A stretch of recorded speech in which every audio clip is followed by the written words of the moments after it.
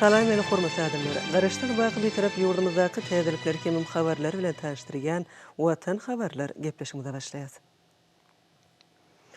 Gepleşimizin başında hormatly prezidentimizin adyna Garaşdyrlyk bayramy münasibetli gelen gutluglar bilen taşdyrýar. Häzirki taşdyrjy gutlugymyzda şeýle diýilýär.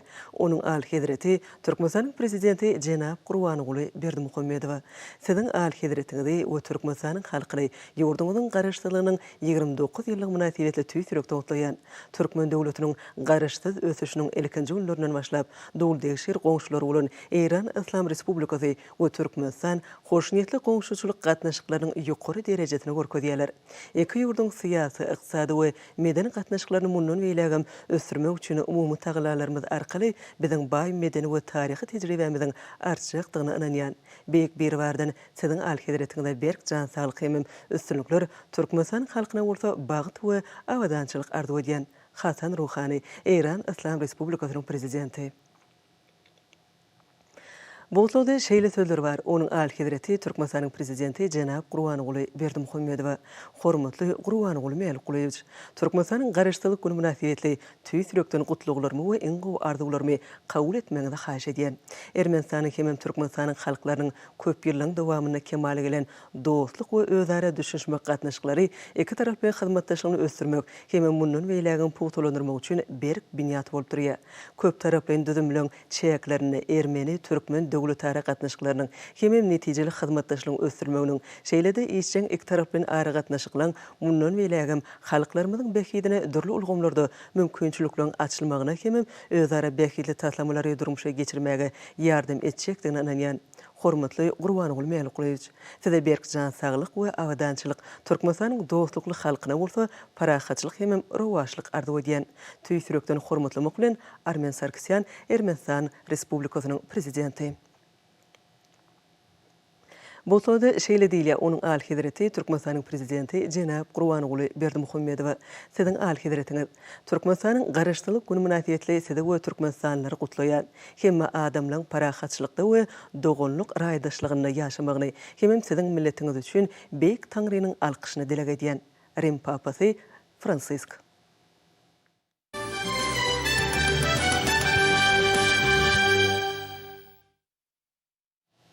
Türkmenistany çal dep günler bilen senagatlaşdyrmak, milli iqtisadiýetimizi okulny ösdürmek hemem eksport mümkinçiliklerini artdyrmak goýunça millileşdirilen maksatnamalarda elektrik energetikasy puwdugyny aýratyn orun degişlidir. Häzirki hereket edýän şeýle-de bina edilýän täze senagat we durmuş maksatly desgalyň elektrik energiýasi bilen bökdönşiz öpçün edilmegi goýunça ýurdumyzda ýygydarly işler alınıp berilýär.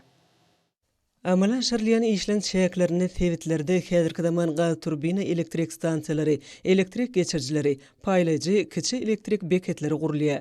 Paýtatymyzyň beýleki şäherleň we ilatly ýerleň elektrik öpçünçilik we ışıklandyryş ulgumy täzelenýär. Bu çäreler netijesinde energetika senagatynyň kuwatlyklary bir näçe esse ýokarlandy. Munyň ödediňe bir ýurdumyzyň sarp edijileriniň öpçün etmek bilen çäklenmän, daşary ýurtlarda elektrik energiýasyny iý bermegi mümkinçilik berýär. Mari Döwlet Elektrik Stansiýasynyň çäklerini gurulun kuwatlygy 1574 megawata deň bolan utguşykly dolanşykda işleýän gaz turbina elektrik stansiýasynyň Gahrman Arkadamyzyň ak patasy bilen işe ýertilmegi ýurdumyzyň energetika puwdugynyň dünýä ýollarına laýyk ösdürilýänini bütün aýdynlygy bilen görkezdi. Puwdugyň eksport mümkinçiligini giňeltmege hemem daşary döwletlere çykarylýan elektrik energiýasynyň mölçerlerini artdyrmagy mümkinçilik berjek. Sewitde iň iri bu elektrik stansiýasyna Türkmenistan betaraplyk mekany diýilip edilen 2020-nji ýylyň başyndan beri işler saatlaşyk gurulýar. Berkarar döwletimiziň bagtyýarlyk döwründe hormatly prezidentimiziň ýurdumyzy ösen senagatly döwleti öwürmek baradaky prezident maksatnamasynyň dowlu durmuşa geçirilýändiginiň ýene-de bir aýdyň misaly bolan.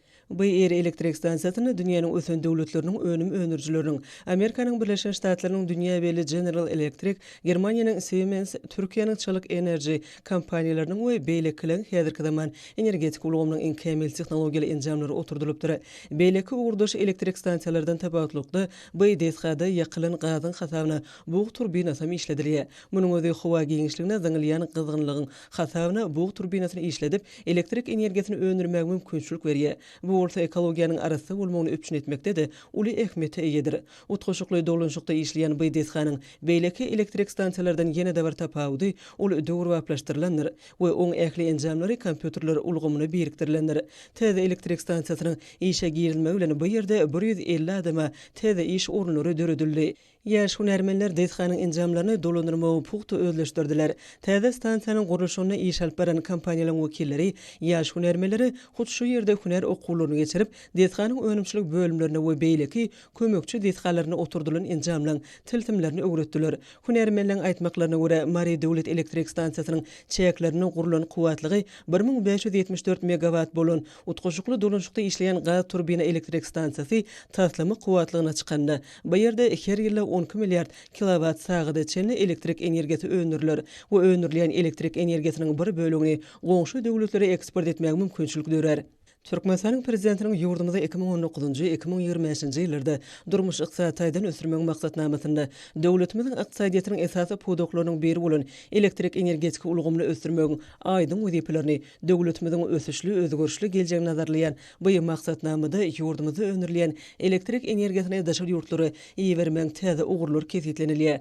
Türkmenistan, Awganistan, Pakistan, Hindistan halkara gaz geçirjisi bilen utguşukly guruljak Türkmenistan, Awganistan, Pakistan ýokary geçirjilik elektrik geçirjisi hem täze ugurluň biridir. Häzir bu elektrik geçirjisiniň ýurdumyzyň çäginden geçýän bölegini guruluşy gurnama işleri dolu güýjüne alynıp berýär. Elektrik energetika pudogyna meýilleşdirilýän bu halkara tatlamlary esasen ýurdumyzda täze elektrik stansiýalary, elektrik geçirjileri, häzirki zaman transformatorlary we paýlaýjy ulgamlary gurmagyň hasabyna amala aşyrmaklyk gözüňde tutulýar.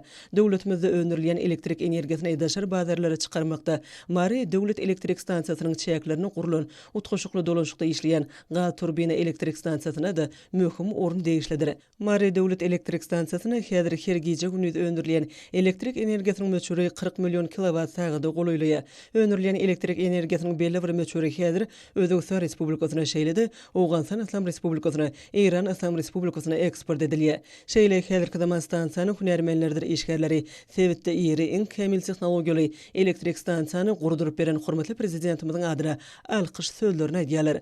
Türkmenistan energetika pudogyny Sewit we Sewitary ähmiýetli ýeri taslamалary amala aşyrmak bilen daşky gurşaw gorumak ýaly halkara hyzmatdaşlygyň möhüm ugur boýunça meselelerini çözgüdüni ören jogapkärli çemleşýänini görkezýär. Biziň ýurdumyz gaz buglarynyň galanylaryny azaltmak boýunça halkara bileleşiginiň taglalaryny gollamak bilen eýdigderli ýagdaýda ýaşyl ykdysadyýata geçýär. Senagatda häzirki zaman ekologiýa taýdan howpsuz we serişde täşkil tehnologiýalary, şol sanyny ýetgaz elektrik energetikasy we ulug pudoklaryny bu usuly ugur edinýär. Ykdysadyýatymyzyň strategik pudogynyň öňünde durýan wezipeleri netijeli çözmekde bu pudoga ornaşdyrylýan innovasiýalar şeýlede ýurdumyzyň tebii gazynyň häzirki wagtda elektrik stansiýalary üçin eň netijeli we ekologiýa taýdan howpsuz ýanykçy bolup durýan tebii gazyň ägert uly möçürleriniň ähmiýeti ulydyr. Häzirki wagtda Türkmenistan milli ykdysadyýatymy dogry waplaşdyrmak we diversifikasiýa ýoly bilen ösdürmek, oň bäsleşligi ukyplygyny ýokurlandyrmak, hem dünýä ykdysady gatnaşyklary ulgamyny işin goşulşmagy, ýeri we özara baglanşyk wezipeler toplumy çözýär. Dünýäniň iň gowy tejribesini we iň täze tehnologiýalaryny ähli pudoklary ornaşdyrmagy, ugur edilmek bilen özüni ygtybarly we jogapkärli hyzmatdaşlar hökmünde görkezen daşary ýurt kompaniýalary bilen uzak möhletlerini özara bähili hyzmatdaşlyk üçin açykdyr. Netijede Türkmenistanyň energetika senagaty durnukly ösüşiň ýokary depkinlerini görkezýär we dünýä bazarlaryna ul islegden peýdalanýan elektrik energiýasyny eksport etmek möçürlerini artdyrmagy ukyplydyr. Şogun göni viza aratnyşyk arkaly häzir dünýädäki bolup geçen çylşyrymly döwürde speka sewitinde we oň çäginden daşardy uluglyň baglanşyklygynyň putulandyrylmagy atly sewitleýin gepleşikler geçirildi. Ol Türkmenistanyň hökümeti tarapyndan Birleşen Milletler Guramasy oň sewitleýin komissiýalary we ýürütülüşdirilen degişli idareler bilen ysnaşykly hyzmatdaşlykda guruldy. Foruma Birleşen Milletler Guramasynyň baş sekretarinyň ornwasary, Birleşen Milletler Guramasynyň Ýewropa Ykdysady Komissiýasynyň ýerine ýetirji sekretary, Birleşen Milletler Guramasynyň Aziýa we ýuwaş ummany sewitleri boýunça ykdysady we durmuş meseleleri boýunça komissiýasynyň Birleşen Milletler Guramasynyň ösüş maksadlaryna işleri utgaşdyrmak boýunça müdirleriniň ýolbaşlary we jogapkär wekilleri gatnaşdylar. Şeýlede sewitleýin video aratnyşyk arkaly gepleşige Awganistan Islam Respublikasynyň Jemgyýetçilik işleri ministri, Azerbaýjanyň, Gruziýanyň, Gazagstanyň, Kyrgyzstanyň, Täjikstanyň we Özbekistanyň ulug ministrleriniň ornwasarlary gatnaşdylar. Munun başga maslahaty halkara guramalarynyň köp taraply ykdysady hyzmatdaşlyk meseleleri, hususan ulug we kommunikasiýa ulgamyny işleýän hunärmenleri we bilermenleri işden gatnaşdylar. Sevitleyin gepleşiklerin barşynda häzirki döwürde uly ulgamynda köp taraplaryň hyzmatdaşlygy giňeltmeniň gaýra oýulmasy meseleleriniň en çemesine seredildi. Bu meselelerin der waýtlygy we aýratyn ähmiýetligi Merkez Aziýanyň we oňa ýanaşyk dewletleriň döwletleriniň ykdysady ulgamlarynyň şuňky günde täze görnüşli ýokunjuň ýaýramagynyň netijesinde dünýä ykdysadyetinde emele gelen çylşyrmy ýagdaýa uýgunlaşmaklarynyň ýiti zerurlygy bilen şertlendirilendir. Şunun bilen baglykda Nowatdaky maslahata gatnaşan halkara guramalarynyň ýol başçylary we döwletleriň ýokary derejeli wekilleri halkara ulaw geçelgeleriniň netijeli hereketini ýokarlandyrylmagyň, ulaw kommunikasiýa ulgamynyň emele getirilmegine we ösdürmegine gatnaşýan döwlet idaralarının we kampaniýalarynyň hereketlerini işeňleşdirmegiň meselelerinde halkara tagallalarynyň utgaşdyrylmagynyň aýratyn ähmiýetini ýytadylar. Häzirki döwrüň wajyplygynyň nazarda tutulmagy bilen taraplar ulaw ulgamynyň adatynda şa ýagdaýlarda işlemegini üçin edýän täze halkara hukuk gurallarynyň işlenip düzülmeginiň zerurlygyna ünsüz çekdiler. Mälim bolşaly hormatly prezidentimiz Birleşen Milletler Guramasynyň 75-nji mejlisiniň barşynda eden çykyşynda Nowatdaky mejlisiň çäklerini türkmen tarapyndan taýýarlanan adatdan daşary ýagdaýlar wagtynda durnukly halkara ulaw gatnawlarynyň üçin edilmegi hakyndaky baş assambleýanyň kararnamasynyň taslamasyny ara alyp maslahatlaşmagy teklip etdi. Video maslahatynyň barşynda oň gatnaşçylar pikirleri alşdylar we derwaýt meseleleriň oňun çözügi babatynda öýdara hereketleriň ösdürilmegi boýunça anyk teklipler bilen çykyş etdiler. Gepleşiklerin jemleri boýunça ulalaşykly resminama kabul edildi. Şol resminamada geçirilen maslahatyň esas netijeleri öz beýanyny tapdy.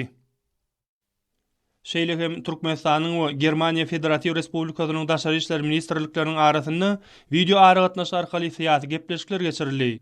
Video aragatnaş arkaly geçirilen duşugy Germaniýa Federatiw Respublikasynyň daşary işler ministrliginiň Günowr Ýewropa, Kawkaz we Merkez Aziýa boýunça yltyýarlandyrylan wekili gatnaşdy.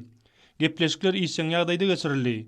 Taraplar iki döwletiň içeri syýasy ýagdaýlary boýunça pikir alşmalar we iki taraplaryň gün tertibi bilen bagly syýasy diplomatik, sowda ykdysady we medeni insanperwer ulgamlara degişli derwaýt meselelere seretdiler.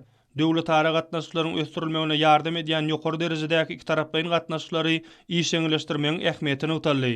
Şeýle hem hyzmatdaşlygyň şertnamalaryň hukuk binýadynyň giňeldirilmeginiň mümkinçiliklerini garaldy. İki döwletiň daşary syýasy idaralarynyň arasyndaky gepleşikleriň oňun hemde ýygyderlik häsiýeti bellenildi. Halkara guramalaryň, hususan Birleşen Milletler Guramasynyň we Ýewropa Birleşiginiň çäklerinde alınıp barylýan oňun hyzmatdaşlyk barada aýdyldy. Sevitleýin howpsuzlyk meselelerini aýratyn üns berildi. Türkmenistanyň sevitleýin hyzmatdaşlygyny berkitmek işindäki möhüm orny bellenildi. Video aragatnaş arkaly geçirilen duşuň ahyrynda oň gatnaşçylar türkmen german gatnaşçylaryny mundan beýle hem ösdürilmegine gyzyklanma bildirdiler. Şogun hormatly prezidentimiziň ýol başlygyna ýakyny Türkmenistanyň halk maslahatynyň Nowatdaky mejlisiniň taryhy jemlerini, şeýle-de mukaddes garaşdyrlygymyzyň şanly 29 ýyllyk bayramy münasibetli bolup geçen wakalara başlanyp, Türkmenistanyň jemgyýetçilik guramalarynyň merkezine Türkmenistanyň mejlisi, jemgyýetçilik guramalary, bilim, saglyk goruş we derman senaty, sport we ýaşlar syýasaty ministrlikleri, Türkmenistanyň Ilimler Akademiýasy bilen bilelikde Türkmenistanyň prezidenti hormatly Gurbany Gulberdi Muhammedowyň parahatçylyk we ösüş ýoly bilen atly maslahat geçirildi. Maslahatda edilen çykyşlarda Mehriban arka dağımyzyň berkarar watanymyzyň mundan meýlek güllläp ösmegi, türkmen halkynyň bolelin isretli durmuşda erkana ýaşamagy baradaky taýsy tagallalary, berkarar döwletiň bagtyarlyk döwrüne gazanylan üstünlikler, ýetilen sepketler, şeýle-de Mehriban arka dağımyzyň ýollaşylygyna göni video aragatnaş arkaly geçirilen Türkmenistanyň halk maslahatynyň mejlisinde eden taryhy çykyşyndan kabul edilen resminamelerden gelip çykan wezipeler giňden ara alyp maslahatlaşyldy. Maslahatyň dowamynda millet demokratiýamyzyň dawralanmagynyň, Mehriban arkadağımyzyň başlangyçlarynyň giň gollawa eýe bolmagynyň alamaty hökmünde Türkmenistanyň halk maslahatynyň Nowatdaky mejlisine gatnaşylan bir agzdan gollamagyny, Türkmenistanyň mejlisiniň kabul eden, Türkmenistanyň konstitusiýasyny üýtgetmeler we goşmaçylar giyermek hakyndaky, Türkmenistanyň konstitusiýasynyň kanunynyň ähmiýetini, many mazmunyny giň halk köpçüligine düşündirmek, wagt netigat etmek boýunça alınıp barylmaly işleň meýilnamasy hem Türkmenistanyň mejlisiniň deputatlarynyň, syýasy partiýalaryň, jemgyýetçilik guramalarynyň wekilleriniň gatnaşmaklaryna bilelikde ýerine ýetirmeli işleň esasy gurulary kesgitlendi. Maslahatyň ahyryna oňa gatnaşçylar Türkmenistan watanymyzy ösen döwlete görmekde. Jemgyýeti kämilleşdirmäge gönüktirilen paýhatly syýasat alyp barýan Mehriban arka dağymyzyň ýyl-ýurt bähwitli ähli maksatlarynyň hasyl bolmagyny, berkarar watanymyzyň mundan meýlek güllläp ösmegini arzu etdiler. Berkarar watanymyzda hormatly prezidentimizin taýsy tagallalary bilen milli iqtisadiýetimiziň innowasion usullary bilen ösdürilmegine aýratyn üns berilýär. Hut şu nokdaý nazardan ýurdumyzda dünýä ilglerine laýyk gelýän kuwatly önümçilik detgalary ýigderli gurulyp işe girdilýär. Şol sany ýurdumyzyň owu hujuluk pudugyny depkinli ösdürmeklige gönükdirilen detgalyň sanam ýyl saýyn artýar. Olaň birim Lebap welaýatynyň Halaç etrawynaky Garabekul paýta arasalyjy kärhanasydyr.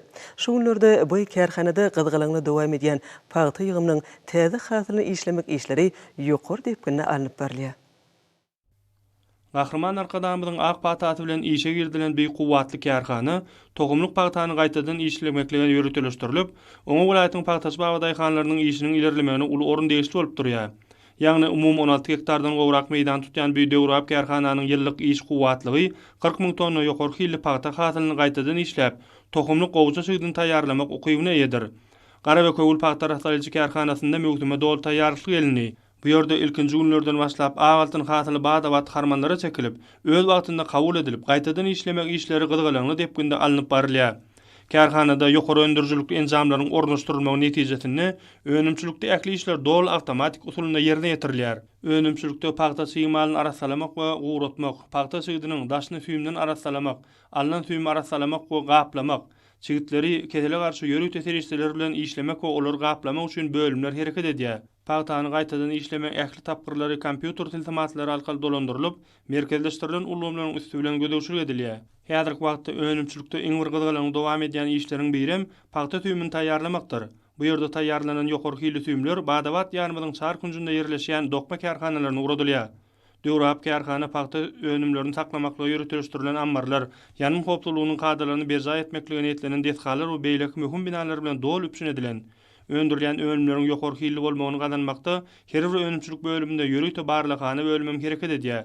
Olarda hil gödäwçilik we syna barlyk işleri ýygderli amal aşyrylýar.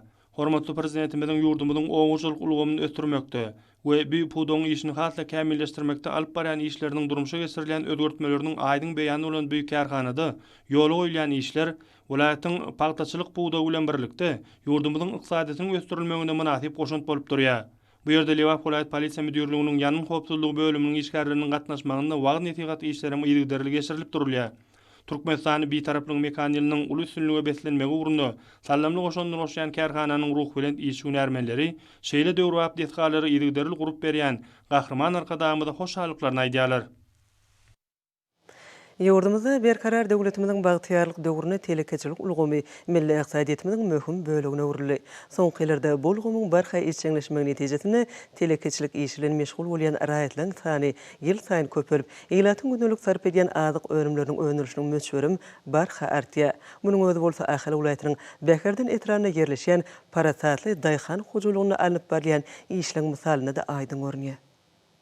Ahal welaýatynyň Bekerden etrawynyň Mürçe daýhan birleşiginiň çägine ýerleşýän Türkmenistanyň Senaçylar we Telekeçiler birleşmesiniň agzasy bolan parasatly daýhan hojulugam soňky ýyllarda işimizdäki barha ilerleýän hojuluklaryň biridir. Dünýäniň ösen tehnologiýasynyň kämil enjamlary oturdular bu daýhan hojulugynyň garamany hereket edýän önümçilik bölümlerine her wagtda ila tarapyndan köp istek bildirilýän adyk önümleriniň arasalanan agsynyň pomidor goýulmasynyň, ümejiň, duýda ýatyrylan pomidoryň we hyýaryň azy burçuň durly görnüşlerini öndürmeklik ýola goýulan.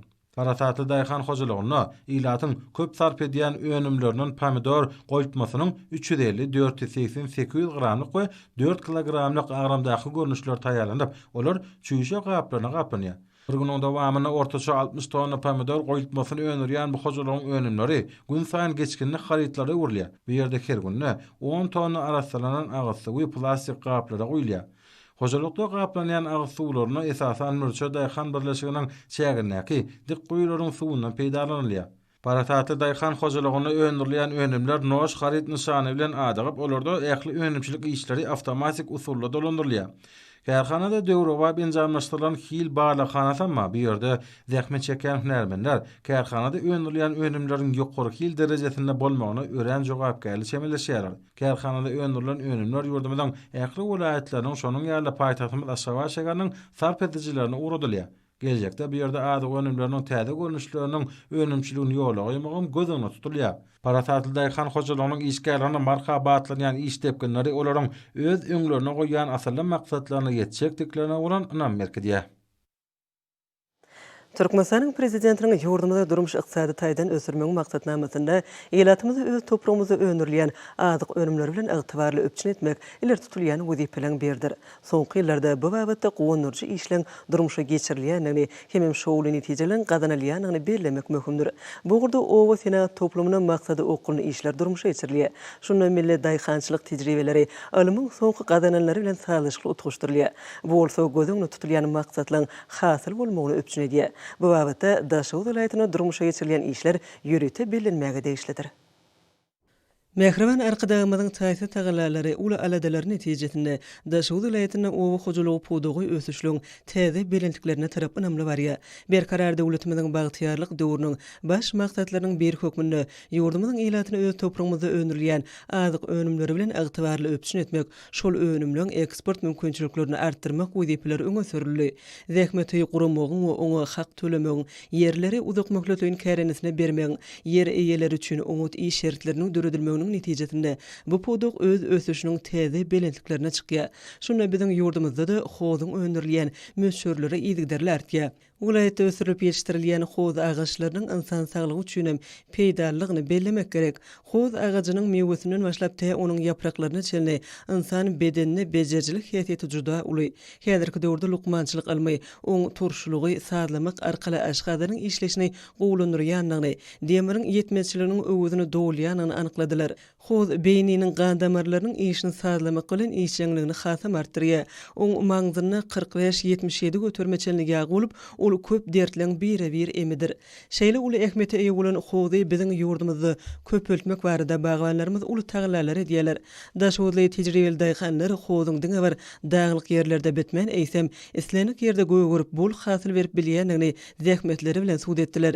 Ýere ýerlerini işlemäge, ýokary netijeler gazanmaga, halal baýama, giň mümkinçiliklerini döredilmegi, o ýerlerini işleň sazlaşykly, hemem netijeli gurulmagyny öpçün edýär. Döwlet tapşyryklaryna göz öňüne tutulýan ekinlerden başga da köp görünçli azyklyk ekinleň ekilmegi, olardan bol hasyl almagy Mehriban arkadağımyzyň yer eýeleri üçin döredýän mümkinçilikleriniň biridir. Häzir Daşow vilayatyna hoz ağaçlaryny ekmek we onuň bol hasyl almak boýunça belli bir tejribeler toplanýar. Vilayatyň tejribeli daýhanlary döredip berýän giň mümkinçilikler üçin Mehriban arkadağymyza alkyş we hoşallyk sözlerini aýdýarlar. Berkarar döwletimiziň bagtyarlyk döwrüne hormatly prezidentimiz halkymyzyň gadymdan gelýän milli senedi bolan halçylygy ösürmäge hemişe öns berýär. Bu gurda gahrman arkadağymyzyň howunarlygyna Balkan welaýatyna bitirilen işlerin bimeçördir.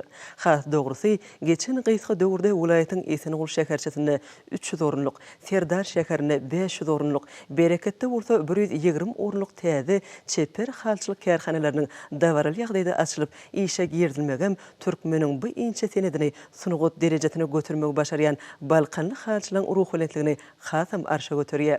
Millilizirimiziň özleri barada halkymyz hakyny edýän aladalaryna, taýsy taýlanlaryna münasip zähmet üstünlikleri bilen jogap berýän Türkmen Hali Döwlet Birleşiginiň Serdar Çeper halçylyk kärhanasynyň ustad halçy gelin gyzlarynyň täze bir epet halini dokap ulanmaga bermeklerim aýdylanlara bütün aýdynlygy bilen göwe geçýär. Mehrim ene mamalarymyzyň, nurana gelin gyzlarymyzyň çeksiz ihlas zekini, bimeçür buýsunjy bilen taýsyz sunugut derejesine götürilen Türkmen hallaryna, hal palas önümlerine we oň ajaýyplygyna bütün dünýä haýran. Merdana halkymyzyň asyrlyň jümüşiniň göz başalyp gaýdýan şöhratly taryhyny, medeniýetini, milli urp-adatlardyr diýip desturlaryny belet hormatly prezidentimiz bu inçe sunugutyň ösdürilmegine aýratyn üns berýär. Şulardan ruhlanyp zähmet çekýän Türkmen Hali Döwlet Birleşiginiň Serdar şäherindäki çeper halçylyk kärhanasynda da ajaýyp haly we haly önümlerini dokumakda netijeli işler durmuşa geçirilýär. Ýeri gelende aýsak, bu kärhanada insan eli bilen döredilýän gözellükliň iň kämil hökmüni bütün dünýä iqrarnamasyna eýe bolan Türkmen halkynyň şan şöhratyny belende götürmekde. Berkarar döwletimiziň bagtyarlyk döwrüne, ýokary zähmet görkezjilerine eýe bolýar. Öz işine usat halçy gelin gyzlaryň bu ýerde dokuyan nepis haly we haly palas önümleri içerki hemem daşarky bazarlarda ul isleg bilen satyn alynýar. Serdarly halçylar şu ýylyň geçen döwründe de ýokary zähmet üstünliklerine eýe ýa bolmaklygyň hötdesinden gelirler. Häzirki wagtda serdarlyk halçy gelin gyzlar gadymdan galan nutgulary dikeltmekde, hallara döwrüp öwüşgün berip, täze nagşlary, gölleri düretmekde netijeli zähmet çekýärler. Olaň golyda ajaýyp äpet halyny dokap ulanmaga bermekleri bolsa, şaly senelere uly bayramçylyk sowgudy boldy. Eni 27 metr 60 cm, boyu 80 metr 80 cm we jemi umumy meýdany 243 ine 4 metr bolan owadan o gözeli halyny dokamoklygy serdarly halçy gelin gyzlaryň 110 gatnaşdylar. Olar dokulan bu äpet halyny iki çalşykda 4 aý goly wagtyň içinde dokap gutordylar. Bu äpet haly bolsa berkarar döwletimiň bagtyarlyk döwrüne, milletimiň howanarlygyna gurulýan ajaýyp binalaryň törlerini bezer. Gahrman arkadagymyň paýkazyndan göz başalan berkarar döwletimiň bagtyarlyk döwrüne batly gadamlar bilen öňe barýan serdarly halçylar şuňlarym iş depkilerini hasam ýokurlandyryp gaýratly we tutanýerli zähmet çekýärler. Mälum uşaly şuňlary bitirip watanymyzyň ähli kunjoklarına geljek ýylyň galla hasyly üçin bugdoý ekşi gyzgylyňla alınıp berýär. Bu işlere Türkmen Owakyjylyk Institutynyň mugallimleri hemem talipleri işçen gatnaşýarlar. Daşoğlu şäherindäki Türkmen Owakyjylyk Institutynyň owakyjylygyny mehanizmleşdirmek, şeýlede tehnik hyzmatyň gurulşy we tehnologiýa hünärleriniň talipleri tehnik sany telematik ulgamlar bilen dolu üpsün edilen döwrap tehnikalara erk edip, buğday ekşine gatnaşyp nazaretde alan bilimlerini öňümçülükde kämilleşdirýärler. Talip ýaşlar özleriniň nazaretde alan bilimlerini tejribeler arkaly şuň özleşdirmekde Daşoğlu welaýatynyň öňde barjy hojalyklaryny bolup ýygyderli kämilleşýärler. Bagtyar talip ýaşlar Türkmenistan bitaraplygyň mekanizminde geljek ýylyň hasyly üçin ekilýän buğday pellerde bolmaklary aýratyn täsirlere betlenýär. Talip ýaşlar Daşoğlu welaýatynyň öňde barjy hojalyklarynyň birini ekin meýdanlarynda bolup, sany telematik ulgamlar bilen dolu üpsün edilen klass hyzmly tehnikalara tirkilen ekijileriň işleýiş şertleri bilen içkin tanışdylar. Dünýäniň iň täze tehnologiýalary hemde sany telematik ulgam bilen enjamlaşdyrylan klass hyzmly tehnikalara erk etmegi olaryň öz saýlap alan hünärlerini höwetlerini hasy artdyryp, netijeligi bilen aýratyn tapawutlanýar. Bu bolsa Mehriban arkadamyzyň öňden görjülükli we paratatly ýol başlygynda bilim ulgamyny kämilleşdirmek, sany bilim konseptini durmuşa ornaşdyrmagyň döwlet siýasatynda aýratyn orun berilýändigine dol şaýatlyk edýär.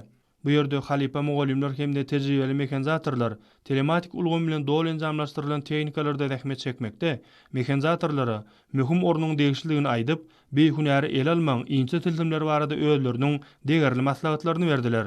Talip ýaşlar özleri barada edilýän şeýle aladalar üçin Mehriban arkadamyda alkyş sözlerini aýdýarlar. Futbol boýunça Naýbaşy kubogy almak ugruna geçirilen ýarş öz boşly sport bayramçylygyna öwrüldi. Paýtatymyzda bolan ýarşda Altynasar bilen ahal toporlar duşdy. Paýtatymyzda geçirilen duşy gyzykly pursatlara baý boldy. Ýurdumyzyň Naýbaşy kubogyny almak ugruna bolan oýuny Türkmen Aratnaş agentliginiň Altynasar bilen Türkmen Nevde önümleri baş müdirining ahal toporlar duşdy. Jan koýarlaryň hünärmenleriň üns merkezinde bolan oýun çekilişli boldy. Eýam oýunyň birinji ýarymynda futbolçular bir-birleriň derwedelerine ýetik hüjümler etdiler. Ýöne hüjümler netije bermedi. Oýunyň birinji ýarymynda hasap açylmady. Ikinji ýarymynda wamyny ahalyň futbolçysy Gurban Annaýew ezerlik bilen hasapy açmagy başardy. Altynasyryň futbolçysy Mekan Saparow hasapy ezerlik bilen deňleme başardy. Şu hasap oýunyň ahyryna çen ýetgemedi. Futbolçular depkinlerini gowşatman hüjümlerini dowam etdiler. Oýunyň esasy wagtyna hemde oňa goşulan goşmaça wagtda da hasap ýetgemedi. Oýunyň netijesi 11 metrlik urgular bilen kesitlendi. Netijede Türkmen Aratnaş agentliginiň Altynasar topory umumy hasapda 6-5 hasabynda Naýbaşy kuboga munasip boldy. Hormatly adamlar, ene bolsa ýurdumyzyň welaýatlaryny we paýtatymyz Aşgabat şäherine şu gün 29 sentýarda saat 20-den 30 sentýarda saat 20-çe boljak hawa barada Türkmenistan howama mutlugynyň berýän habar bilen tanyş boluň.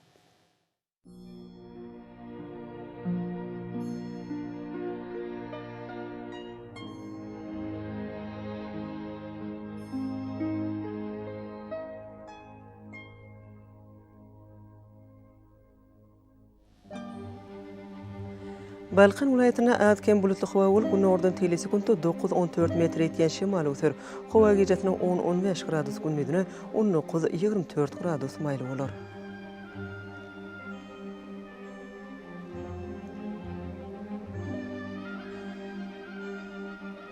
Ahal vilayetine azken bulutlu hava bolup Demirağ günordan telesekundda 8-13 metr etken şemal ötür. Hava gecesine 6-11 gradus gündüzüne 18-23 gradus maylı olur.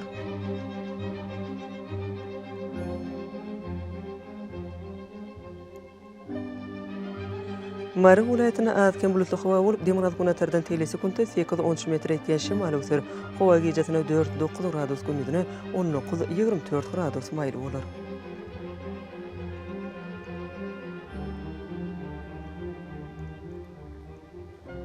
Liverpool vilayetine azken bulutlu hava bolup Demirağ günordan telesekundda 8-13 metr etken şemal ötür. Hava gecesine 3-8 gradus gündüzüne 18-23 gradus maylı olur.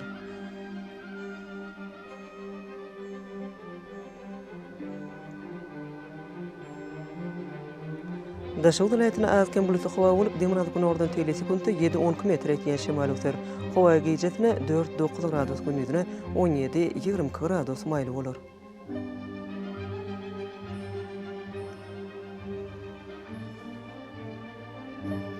Paytahtymyz Aşgabatda azken bulutlu hava bolup Demirağ günordan telesekundda 8-10 metr etken şemal ötür. Hava gecesine 9-11 gradus gündüzüne 21-23 gradus maylı olur.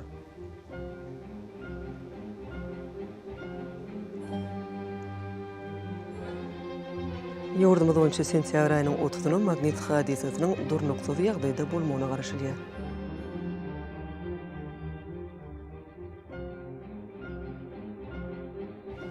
Ediz watandaşlar, häzirki wagtda howanyň düzümini tozan bölejikleriniň möçöriniň qadadan 17 götürüm artmagy bilen baglanşykly howa şertleriniň adam bedenine getirgen oňaýsuz täsirleriniň öňüni almak üçin ağız burun örtüklerini ulanmagy maslahat berýär. Mehriban ileşler, bu düzgünleri berip berjä etseňiz, ýylyň eslenip paslyny öz saglygyňyzy gorap bilersiňiz. Mehriban adamlar, şunun bilen watan habarlar gepleşimiz jemleýäs. Berkarar döwletimiziň bagtyarlyk döwrüni ata watanymyz Türkmenistan ähli wagtlarda ösüşlere betlenýär. Ähli ösüşleň özüne ne bolsa, halkyň behbidi bar. Çünki biziň ýurdumyzda döwlet adam üçindir. Hoş wagtyňyz.